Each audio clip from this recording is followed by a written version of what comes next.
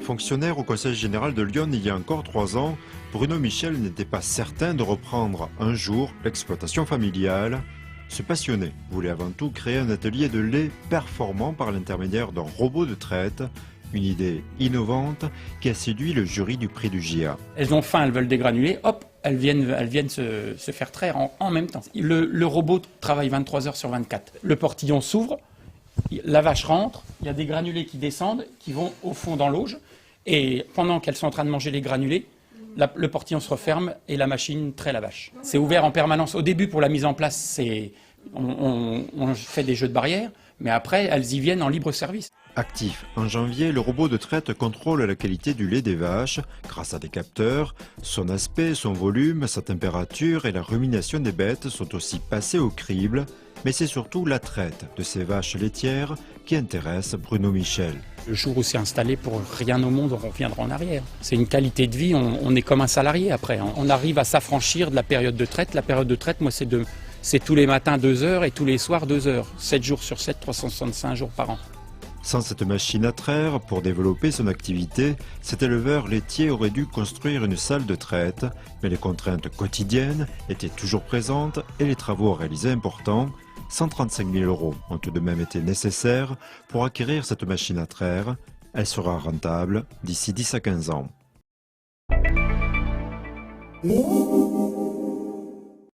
Tous les matins, le père et le fils Bocard se relaient en salle de traite, un rituel depuis 3 générations. Là, j'appuie sur la sonnette et ça les fait rentrer plus facilement pour se faire traire. Ça évite de remonter à chaque fois, les chercher.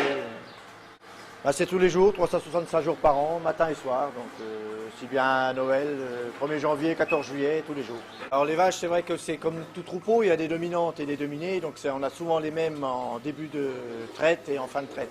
Ici, la traite se déroule tous les jours à 7h et 18h, car il faut à peu près 12 heures pour que chaque animal délivre 15 litres de lait en moyenne.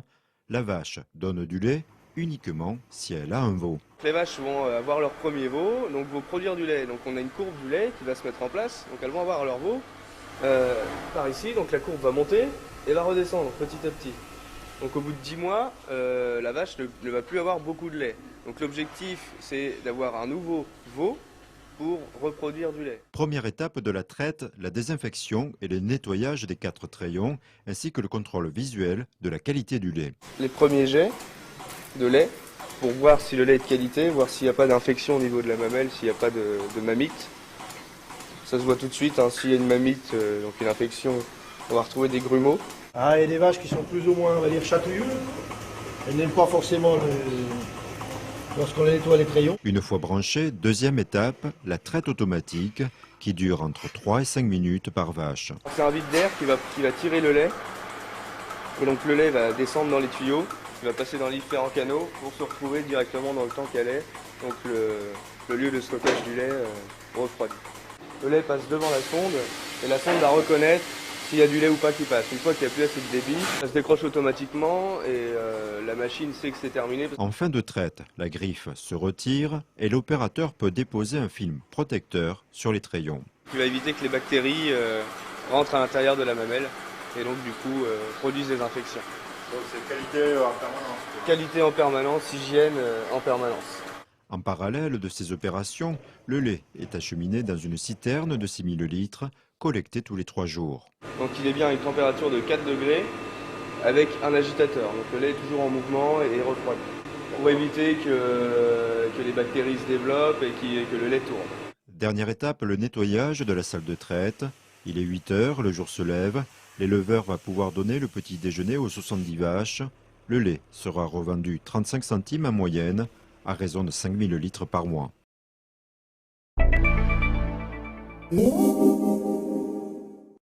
Éleveurs de moutons, une filière qui recrute. Dans les années à venir, 50% des postes doivent être renouvelés.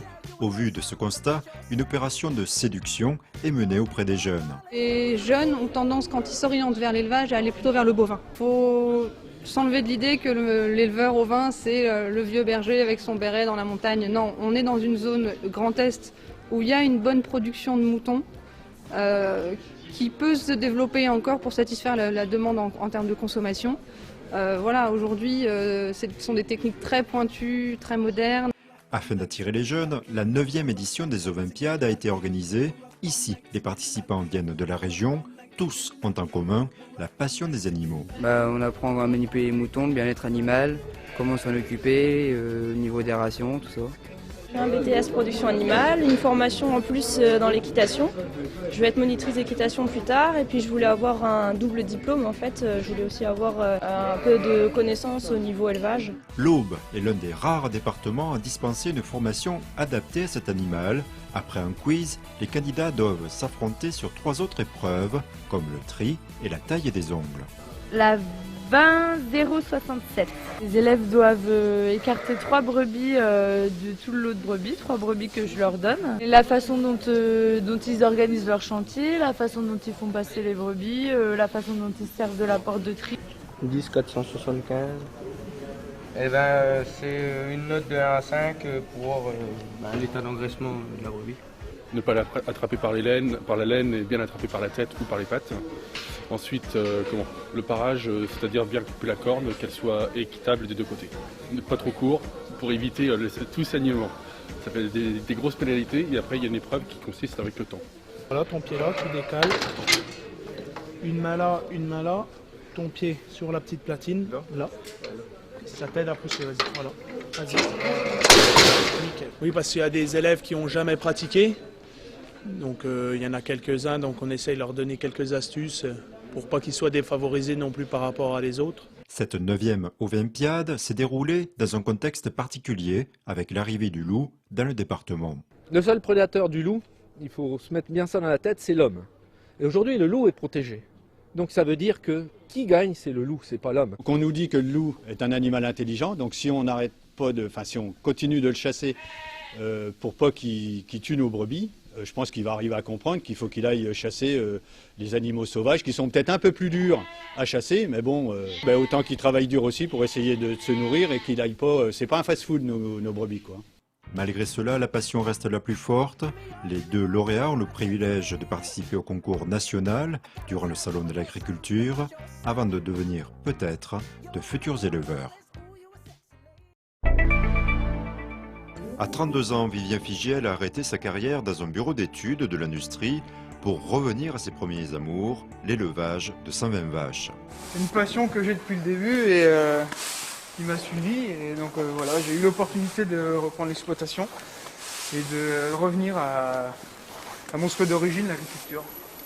Vivien reprend l'exploitation laitière, la ferme pédagogique de ses parents et investit 90 000 € dans l'aménagement d'un laboratoire de transformation. On va donc traire les vaches directement ici, ensuite on va transformer directement après la traite. Donc on a le tank à lait d'un côté, le laboratoire va se situer à cet endroit et on va casser le bâtiment pour refaire un bâtiment aux normes. On va faire quelque chose de neuf pour pouvoir transformer des produits laitiers dans de bonnes conditions. Originalité de ce projet, Vivien prévoit de proposer dès avril prochain autre chose que du fromage. La transformation consiste en la fabrication de yaourts et de desserts lactés, de la crème et du beurre et de la glace, avec un magasin de vente direct sur la ferme. L'idée c'est de valoriser le produit sur l'exploitation, parce qu'il n'y en a pas beaucoup qui transforment des yaourts dans le département. Il y a toujours un risque parce qu'on se lance sur quelque chose de nouveau, mais après, nous on a la certitude que ça va marcher, donc on se lance. Les clients ciblés se constituent des 6 000 visiteurs annuels de la ferme pédagogique, les cantines des collectivités ainsi que les restaurants. La transformation de 50 000 litres de lait permettra de produire 210 000 yaourts 100% au bois chaque année.